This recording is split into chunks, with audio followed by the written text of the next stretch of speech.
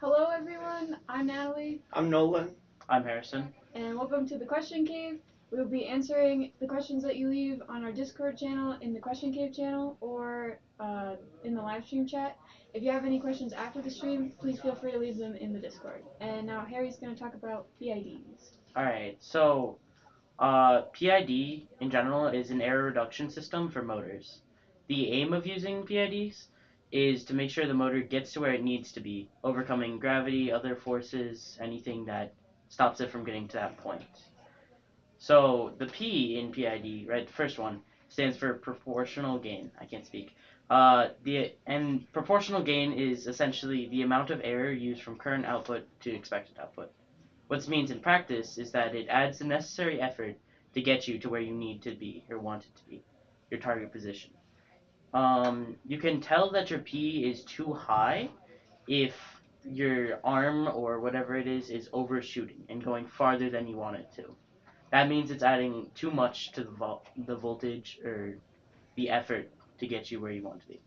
And then on the other hand, if your P is too low, you might not fully reach where you want to be. It might slow down too much before you get there. Um, of course, being too slow is better than overshooting, possibly damaging your robot. So when you're tuning the P part of PID, you should start at a low value, depending on what your units is, and bring that slowly up from there. And we had a question from Tyler on team 8701, how you would efficiently tune a PID for arm rotation. Um, to efficiently tune it, you should probably use Advantage Scope and put the encoder value and the target value in, as well as the effort that you're applying, into a 2D graph. And then from there, you can tune the values how you see fit. Um, and we'll go over, like, like with P, what means that it's too high, and if it's too low, what will happen. So then for I, right, that means integral gain. This is a gain that's applied after the proportional gain, and it uses the accumulated error over time to smooth out um, steady state error as well as improving your stability. However, most teams, including ours, don't actually use the I value in PID at all, as it tends to, if you don't clear it correctly, it'll start oscillating again and ruin your stability. Um, so instead, we use derivative gain, which they can work together, but we use derivative gain, and it represents the damping effects on the system, reducing oscillations. And the D value, right, it dampens the movement as it approaches the target position. So it like slows down, and then it won't overshoot and start oscillating back and forth. It That's how it reduces the oscillation. You can tell that the value is too high if, once again, you're slowing down too much, right? You aren't getting to where you want to be as fast.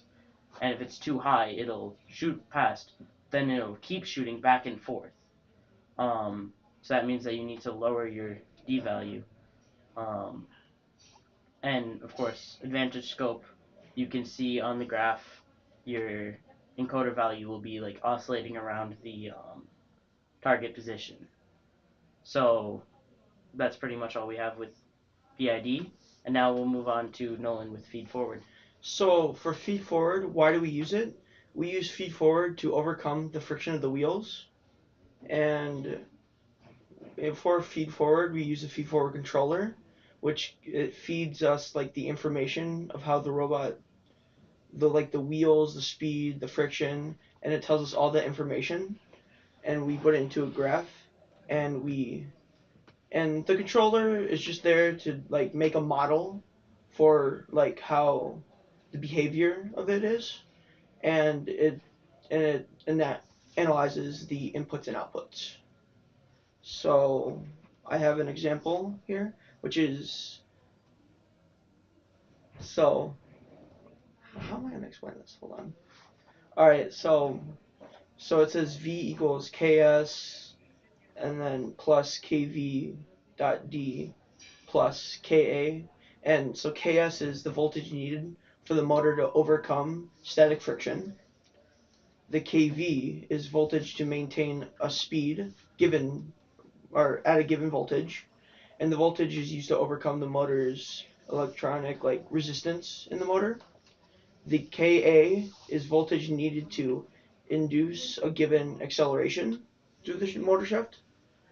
And where do we use a feed-forward motor? We use the motor before applying voltage to the motor. I know, crazy. All right, so now we're gonna move on to branch management with Natalie. So, start off with branch management. I'm going to talk about what branches are. So, a branch is an individual version of a project. So, all the files and code that are in one branch can be completely different from one another, but they all came from the same repository, and they can all interact with each other in that repository. And so how we personally manage our branches is that we have a branch for each sub-team and a branch for each competition that we go to. And then there's a master branch where all the branches kind of originate from and end up going back into. And so we use merges and pull requests to transfer code between the branches. And so merging is pulling code from another branch into your branch. And when you do this, you'll often come across merge conflicts. So when you're pulling code from another branch into your branch, their code isn't always the same as yours. And so you have to go through and decide whether you need to keep your version or their version or some kind of combination of both versions, what's going to work best for your code. And so we have our sub-leads review merge conflicts for their own branch whenever they do merging.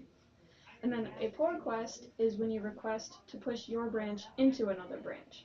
So we have our functional lead review all pull requests before they are either approved or denied, so that there is no conflicts between the code that you have and the code that you're trying to push it into, and also so that it makes sense and follows all of our code standards.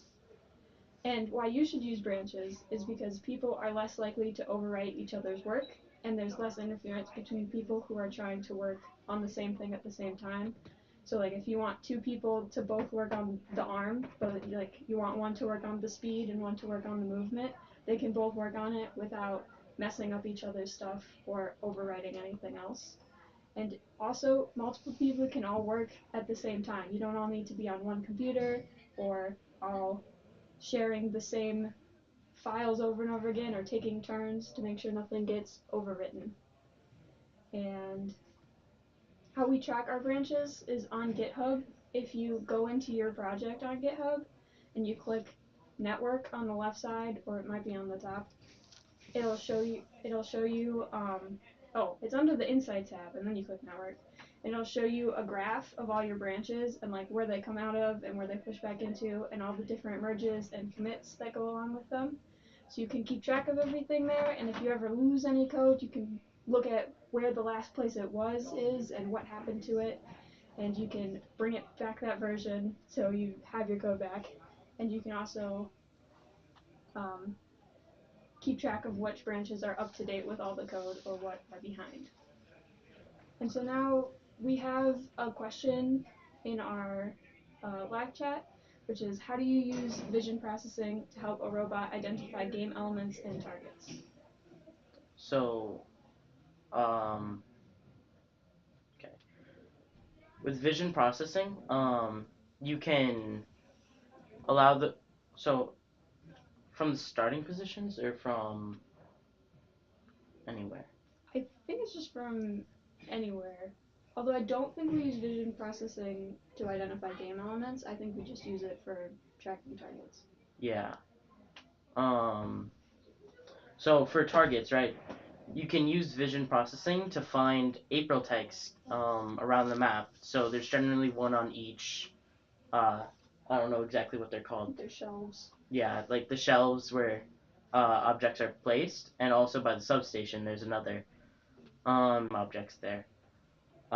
For elements, the best you could probably do is you can find where their starting position is from where you can see the April tags. So, like, if there's an April tag over there, you know that there's a game object in this set position for autonomous. And then also for branch management, we have an application that we generally use. It's called GitHub Desktop, and it allows you to go through your different branches. You can fetch, you can pull, and it's just an easy way to see the commit history of your repository. Oh, we have another question.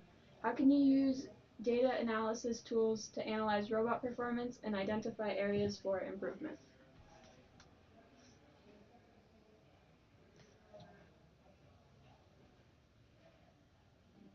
I'm not sure that do we use any data analysis tools? I'm not sure.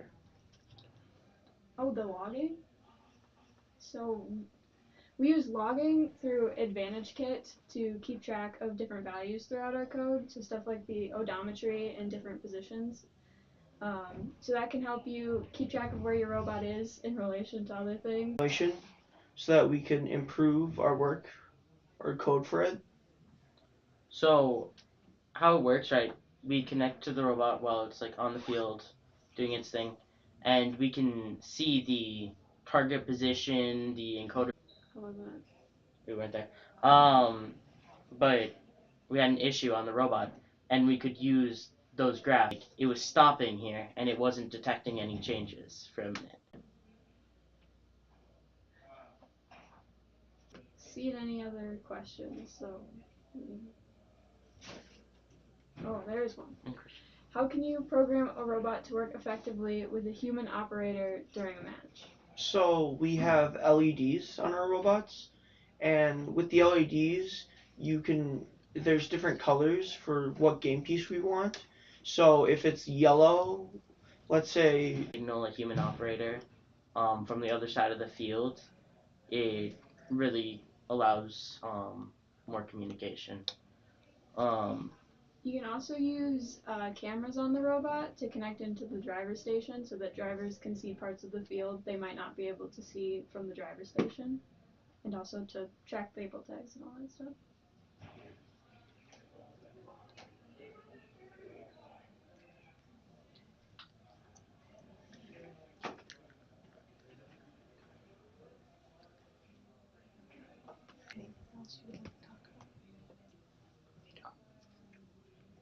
Okay, so another question, how do you program a robot to detect and avoid obstacles or other robots on the field?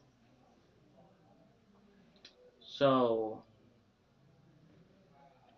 one obstacle on the field could be like, what's it called? The substations, the shelves where you put the game objects.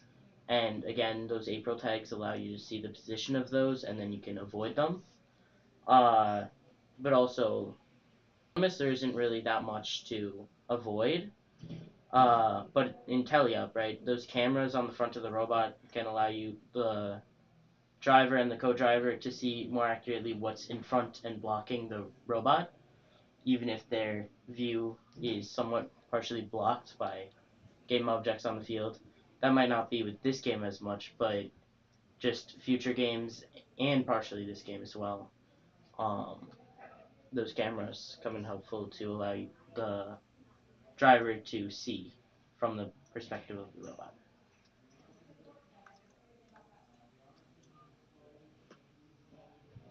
I don't see any more questions. So, Oh, oh. there's one. How do you plan on using cameras to help you in autonomous? So with the April tags, they just let us know like where we are. So if let's say we're doing autonomous to score a high cone, we will see the April tag for the station, and we already have a cone preset in there. And so with the autonomous route for score high cone, it would see where it is with the April tags and score a high cone. Yeah, and that also allows us to update our position when we're using tools like Advantage Scope. There's a 2D field that they have where we can see the target position that our robot wants to be at on our autonomous path and the actual location of our robot. But that can get messed up by encoders slip. Autonomous could get messed up. And then I don't think we have any more